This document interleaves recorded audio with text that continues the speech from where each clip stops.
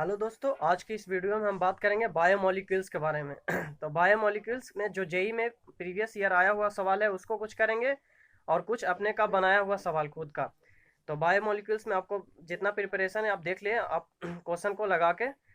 और पहले हम बायोमोलिक्यूल्स स्टार्ट करने से आपको बता दें कि अगर आपका प्रिपरेशन सही है तो आप चेक कर लें कि आपका आप कितना इसमें लगा सकते हैं क्वेश्चन। तो पहले बायोमोलिक्यूल्स से स्टार्ट करने से पहले हम बता दें कि पहले हम कुछ उसका स्ट्रक्चर बताएंगे और स्ट्रक्चर बताने के बाद हम 10 से 12 क्वेश्चन हम करेंगे जेई में प्रीवियस ईयर आया हुआ क्वेश्चन और कुछ अपने का मिक्सअप सवाल। तो आपका इतना आपको पता चल जाएगा कि कौन कौन सा पोर्शन आपको पढ़ना है बायोमोलिक्यूल्स में और कितना आपका तैयारी है। तो चलो स्टार्ट करते हैं। तो चलो देखते हैं जेई मेंस का मोस्ट इम्पॉर्टेंट क्वेश्चन करने से पहले पहले हम कुछ बायोमोलिक्यूल्स का बेसिक स्ट्रक्चर जान लेंगे। उसके बाद हम प्रीवियस ईयर सॉल्व करेंगे और मिक्सअप सवाल कुछ अपने का बनाया हुआ सवाल जो कि मोस्ट इम्पॉर्टेंट है बायोमोलिक्यूल्स के लिए, जो कि जेई में पूछा जाएगा। तो चलो देखते हैं पहले कौन कौन सा मोस्ट इम्पॉर्टेंट स्ट्रक्चर है उसके बारे में जान लेते हैं। तो आपको पहले बता दें हम कि जो आपको पता होना चाहिए ग्लूकोज फ्रुक्टोज ये सब का स्ट्रक्चर बेसिक स्ट्रक्चर है। तो ग्लूकोज का स्ट्रक्चर पहले आपको हम बना के दिखाते हैं। ग्लूकोज का स्ट्रक्चर पहले बना के दिखाते हैं वो कैसा होता है। तो ग्लूकोज का कुछ इस तरह से स्ट्रक्चर होता है। सी एच ओ के हॉल 4 कार्बन बीच में होता है और लास्ट में CH2OH होता है। इस तरह से होता है। तो इसको और स्प्लिट करके इसी को आप लिख सकते हैं CHO, बीच में 4 कार्बन है तो 4 कार्बन को 4 लाइनिंग मार दीजिए। उसके बाद लास्ट में CH2OH है तो CH2OH लिख दिए। बीच में 4 कार्बन है तो इसको डिनोट करने के लिए आपको ये सब कार्बन है, ये सब क्या है कार्बन कार्बन। तो एच ओ एच का पेयर लगाना है तो एच ओ एच का पेयर लगा दें। एच ओ एच फर्स्ट और लास्ट में सेम रहता है। एच ओ एच फर्स्ट और लास्ट में सेम रहता है, बीच में अल्टरनेट रहता है फर्स्ट का। एच ओ एच तो आपके ओ एच से स्टार्ट होगा, ओ एच एच एच पे लास्ट हुआ तो आपके स्टार्ट होगा एच से, एच ओ एच जिस पे लास्ट हुआ उसी से स्टार्ट होगा बीच वाला 2 कार्बन के लिए डिनोट करने के लिए। तो ये हो गया ग्लूकोज का स्ट्रक्चर। ये दोनों ग्लूकोज का ये स्ट्रक्चर है, दोनों का लिखने का अलग अलग तरीका है। या फ्रुक्टोज का स्ट्रक्चर देखिए, ये सब आपको बेसिक स्ट्रक्चर आपको पता होना चाहिए। कोई भी जेई जेई में क्वेश्चन पहले हम करवाने से पहले सब बेसिक स्ट्रक्चर आपको एक बार शॉर्ट में एक्सप्लेन कर देते हैं। फ्रुक्टोज का स्ट्रक्चर कुछ इस तरह से होता है। CHO C double bond O, यहाँ पे CHO यहाँ पे कार्बन है, C डबल बॉन्ड O, फिर 3 कार्बन बीच में होता है, 3 कार्बन बीच में और लास्ट में CH2OH होता है। तो 3 कार्बन बीच में, इसमें पेयर कैसे लगता है आपके OH इसमें स्टार्ट होता है फ्रुक्टोज में, OH और लास्ट में जो होता है यही वाला, यही 3 वाला, ये जो 3 ठो हुआ ना, यही तीनों आप एज इट इज इसमें छाप दो। तो HOH और HOH इस तरह से होता है। ये फ्रुक्टोज का स्ट्रक्चर हो गया। अब आपको बताते हैं पायरन्स का स्ट्रक्चर। पायरन क्या होता है? पायरन जो होता है 6 मेंबर रिंग स्ट्रक्चर होता है कुछ इस तरह से। पायरन्स का स्ट्रक्चर कुछ इस तरह से होता है, 6 मेंबर रिंग इस तरह से आप लोग पढ़े होंगे ऑर्गेनिक केमिस्ट्री में भी। पायरन का स्ट्रक्चर जो होता है कुछ इस तरह से। तो पायरन से आपको पायरेनोज बनाने के लिए बोलेगा, ग्लूकोज के लिए alpha D glucopyranose, alpha beta D glucopyranose. तो इसको आप कैसे बनाएंगे चलिए उसको देखते हैं आप। तो अब पहले अल्फा डी ग्लूकोपाइरेनोज बनाएंगे। उसको बनाने के लिए आप देखिए इस कुछ इस तरह से होगा उसका स्ट्रक्चर। पहले 6 मेंबर से देखिए 6 मेंबर रिंग पहले बना दें। 6 मेंबर रिंग बनाने के बाद जो है 6 मेंबर रिंग बन गया। बनाने के बाद यहाँ पे वो ऑक्सीजन एक लगा रहेगा, उसको CH2OH से स्टार्ट होगा, यहाँ पे CH2 और H।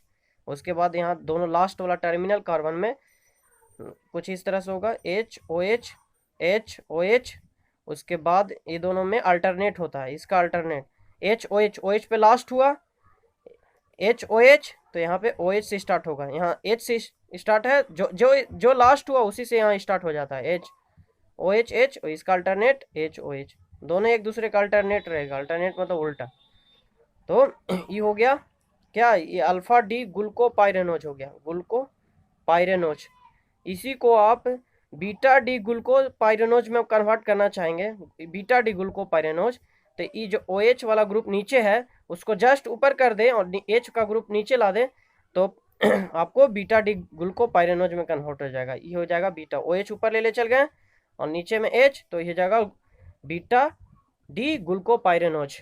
तो इस तरह से स्ट्रक्चर को आपको याद रखना होगा। उसके बाद आपको अब इसका एक और मोस्ट इंपॉर्टेंट स्ट्रक्चर है फूरेन।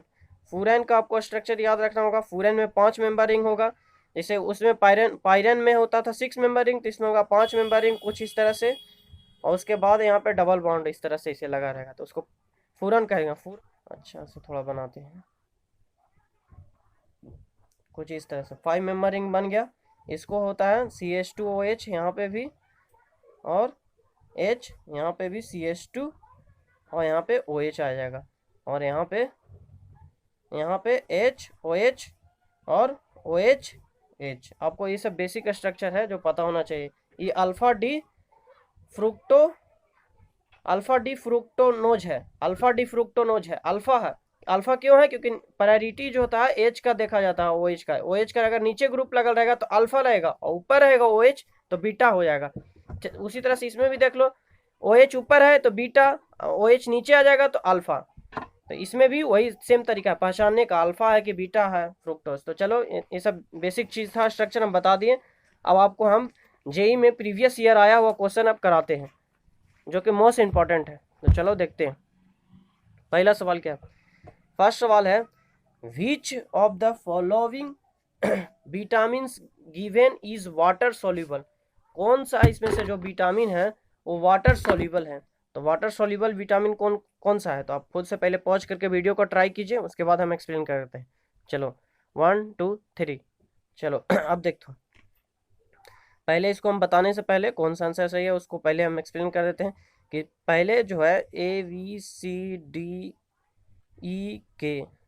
यही 6 तरह का विटामिन होता है, जो कि ये तीनों होता है फैट या ऑयल सोल्यूबल विटामिन होता है। DEK जो होता है फैट या ऑयल सोल्यूबल विटामिन होता है। और B और C जो विटामिन है ना, यही जो होता है water soluble vitamin. Water soluble vitamin कौन सा था? B और C, केवल 2 विटामिन, B और C। और इसका जो है कोई में सोल्यूबल नहीं है। वाटर सोल्यूबल विटामिन B और C, और DEK फैट और ऑयल सोल्यूबल। तो इसमें बोला है वाटर सोल्यूबल विटामिन, तो BC में से कौन सा C दिया हुआ है? तो ये ऑप्शन सही हो जाएगा, फर्स्ट ऑप्शन में ही है विटामिन C। चलो दूसरा क्वेश्चन कराने से पहले आपको हम उससे आसान वाला पहले करा देते हैं।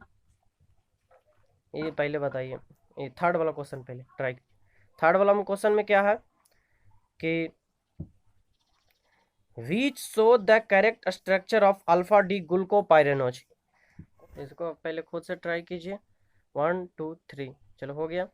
तो आपको अभी भी स्ट्रक्चर बताए हैं अल्फा डी ग्लूकोपाइरेनोज का स्ट्रक्चर। तो आपको पहले पता होना चाहिए कि पायरोन लगा हुआ है, तो पायरोन में पहले 6 मेंबर रिंग देखेंगे। 6 मेंबर रिंग फर्स्ट और सेकेंड वाला में है, और इस दोनों में है 5 मेंबर रिंग। तो ये दोनों तो नहीं होगा, 5 मेंबर रिंग तो होगा नहीं, पायरोन तो होता है 6 मेंबर रिंग, ये दोनों में। तो अल्फा डी ग्लूकोपाइरेनोज, ये आपको पता होना चाहिए कि पायरेनोज है। बहुत आसान क्वेश्चन है, ये पायरेनोज है, पायरेंस है ये।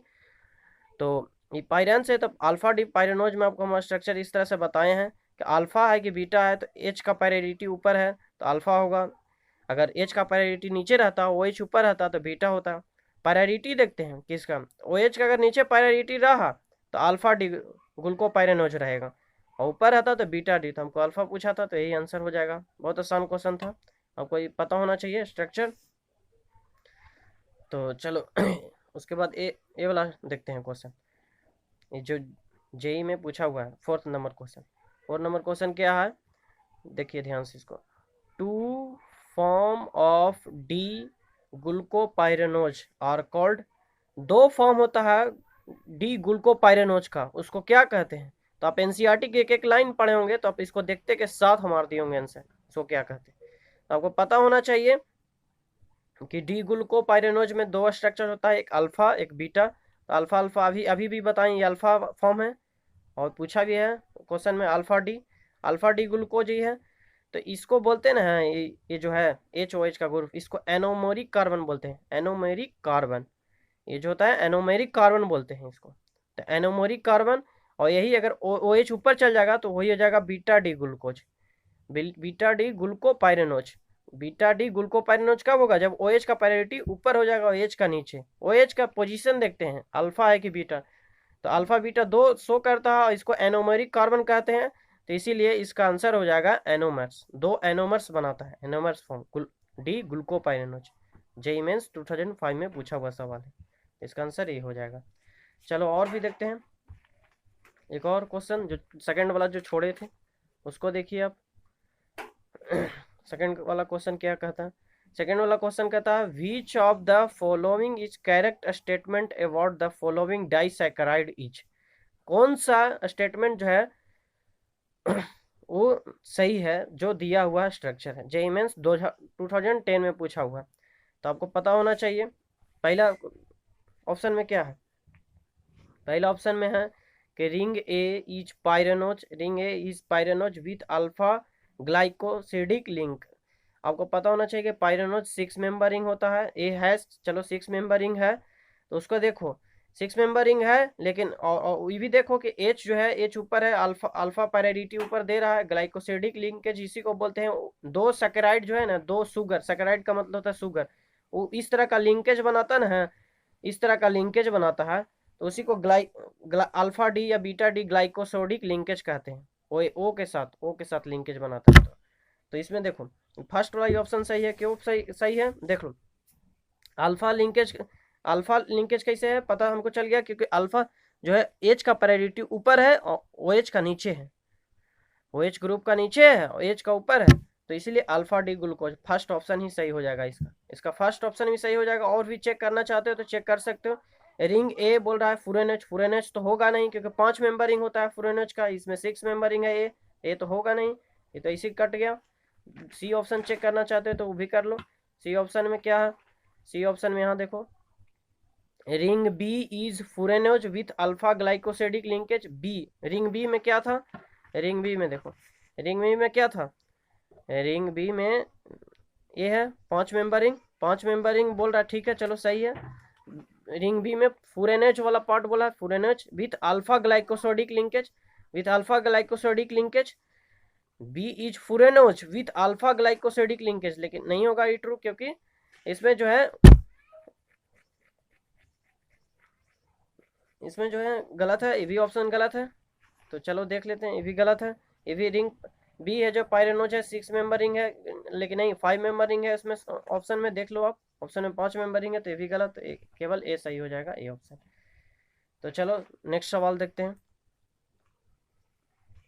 अगला सवाल क्या है? अगला सवाल है ए,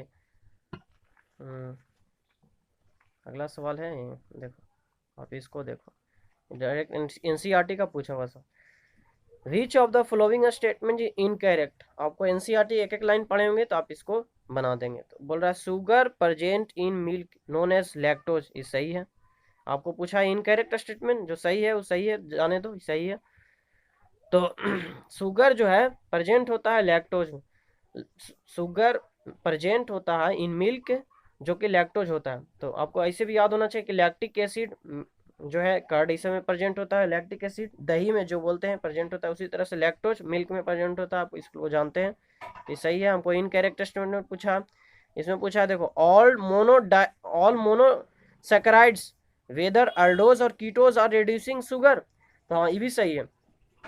मोनोसैकेराइड्स जो है, मोनोसैकेराइड्स मतलब सिंगल वाला शुगर, फ्रुक्टोज ग्लूकोज ये सब हो गया, सारा एल्डोज कीटोज जो है रिड्यूसिंग शुगर बनाता है, मतलब फेलिंग और टॉलिंग टेस्ट देता है, फेलिंग और टॉलिंग टेस्ट देता है। रिड्यूसिंग शुगर का मतलब फेलिंग और टॉलिंग टेस्ट देता है मोनोसैकेराइड्स एल्डोज कीटोज, सारा मोनोसैकेराइड, ये भी सही है।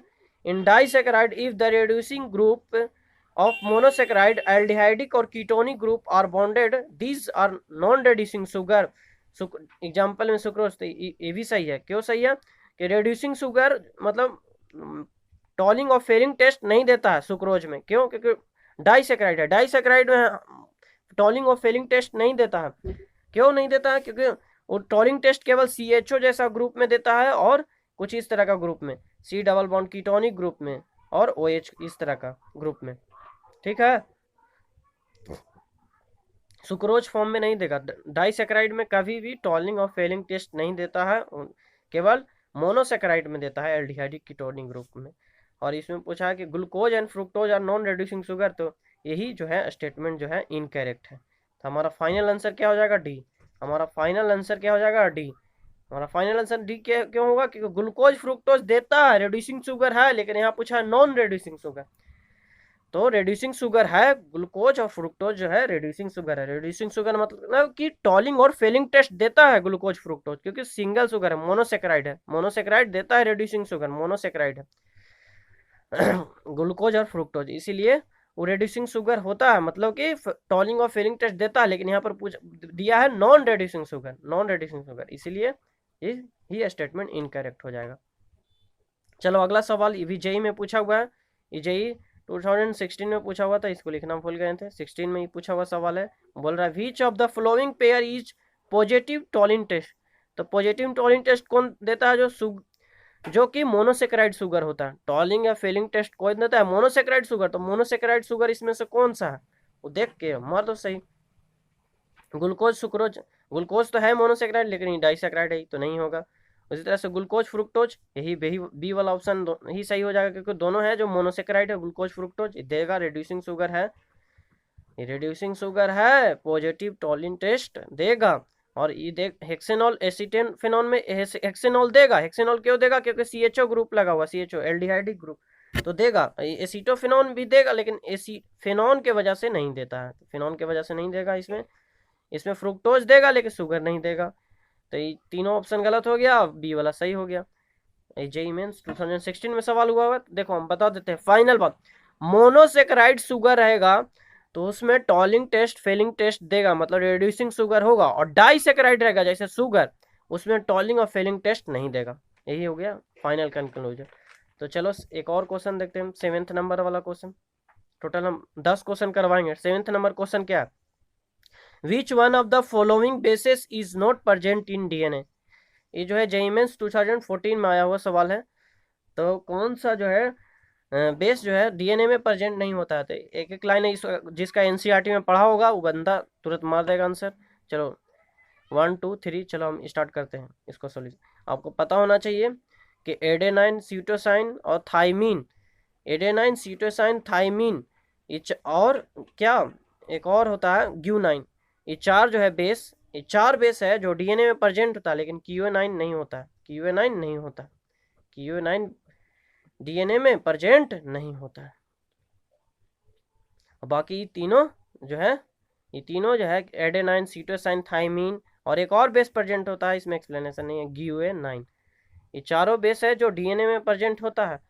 चलो RNA, RNA ये खुद का मेरा सवाल बनाया हुआ, देखो किसका झोली में जाता है, ये पूछा जाएगा जरूर। Which one of the following bases is not present in RNA। RNA में कौन सा बेस नहीं प्रेजेंट होता है, तो इसमें देखो, इसमें भी आपको सारा बेस प्रेजेंट होता है, एडेनाइन, साइटोसिन, GUA9, ये सब सारा बेस प्रेजेंट होता है। इसमें कौन सा बेस जो है नहीं प्रेजेंट होता है, उसको देखो और खुद से इसको ट्राई करो। तो इसमें देखोगे तो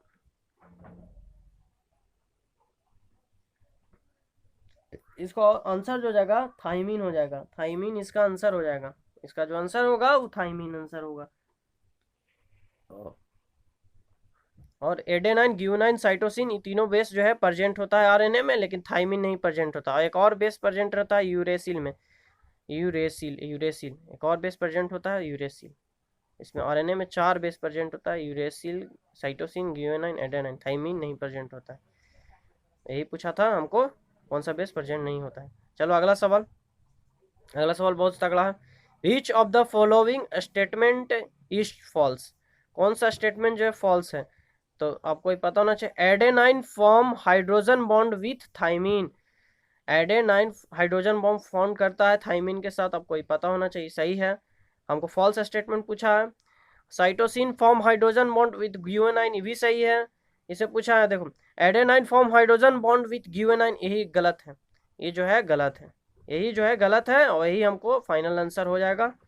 जो हमको क्या पूछा था, फॉल्स स्टेटमेंट। और RNA कंटेन यूरेसिल बेस, ये भी सही है, ये भी सही है। RNA कंटेन यूरेसिल बेस, ये भी सही है, लेकिन ये जो है रॉन्ग स्टेटमेंट है। आपको पता होना चाहिए हाइड्रोजन बॉन्ड कौन किसके साथ बनाता है, तो ऐसे ट्रिक है, याद कर लो। AT से हो जाएगा, AT हाइड्रोजन बॉन्ड बनाता है अपने में, A4 एडेनाइन और T4 थाइमीन, AT। और CG याद रखो, C मतलब कि साइटोसिन और ग्यूएनाइन हाइड्रोजन बॉन्डिंग बनाता है। एड से एडेनाइन और थाइमिन, और सी से साइटोसिन और ग्यूएनाइन जो है हाइड्रोजन बॉन्ड आपस में बनाता है। मतलब ये दोनों सही है उसे, और ये स्टेटमेंट रॉन्ग हो जाएगा, और ये भी स्टेटमेंट सही है। चलो अब लास्ट सवाल देखते हैं, अंतिम सवाल। अंतिम सवाल क्या है, देखो ये डायरेक्ट जो है पूछा, डायरेक्ट एनसीईआरटी का रिएक्शन उठाया हुआ सवाल है। बोल रहा which of the following reaction is incorrect, कौन सा रिएक्शन इसमें जो है इनकरेक्ट है।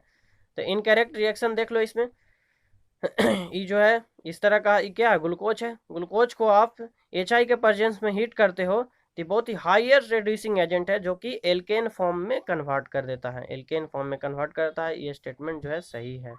हमको पूछा है इनकरेक्ट स्टेटमेंट, ये भी सही है। देखो ये भी, इस ग्लूकोज को आप N2OH के N2OH से आप रिएक्शन करवाते हो तो प्रोडक्ट बनता है CH+1ON, इस तरह से ये बनता है, तो ये भी सही है। और इसको देखो HCN के साथ रिएक्ट करवाते हैं ग्लूकोज को तो ये प्रोडक्ट बनता है, तो ये भी सही है। अब फोर्थ वाला देखे, तो फोर्थ वाला देखो तो ये ग्लूकोज को रिएक्ट करवाते हैं Br2NOH के साथ तो ग्लूकेनिक एसिड बनता है, तो यही रॉन्ग स्टेटमेंट है, और यही हमारा फाइनल आंसर हो जाएगा। यही हमारा फाइनल आंसर हो जाएगा। नहीं, Br2 और H2O के प्रेजेंस से, Br2 और H2O के प्रेजेंस में ग्लूकेनिक एसिड बनता है, आपको पता होना चाहिए। Br2 और H2O के प्रेजेंस में ग्लूकेनिक एसिड बनता है। इसमें दिया हुआ Br2NOH के प्रेजेंस में नहीं, NOH नहीं, H2O रहता है तो ग्लूकोनिक एसिड बनता है, इसको ग्लूकोनिक एसिड कहते हैं, COOH CHO के ऑल फोर CH2OH। बस इतना ही तक वीडियो रखते हैं। आपको बता दें कि आप अगर एक और सीरीज लाएंगे पॉलीमर का वीडियो भी लाएंगे, तो आपको अगर मेरे चैनल को सब्सक्राइब नहीं किए हैं तो सब्सक्राइब कर दें। आपको इसी तरह का वीडियो क्यूक रिवीजन की तरह मिलते रहेगा। और पॉलीमर का वीडियो लाएंगे तो पॉलीमर का वीडियो लाएंगे तो आप सर्च कीजिएगा पॉलीमर बाय क्यूक रिवीजन, तो आपको आ जाएगा। तो तब तक के लिए इतना ही। आप एग्जाम की तैयारी करते रहिए। All the very best.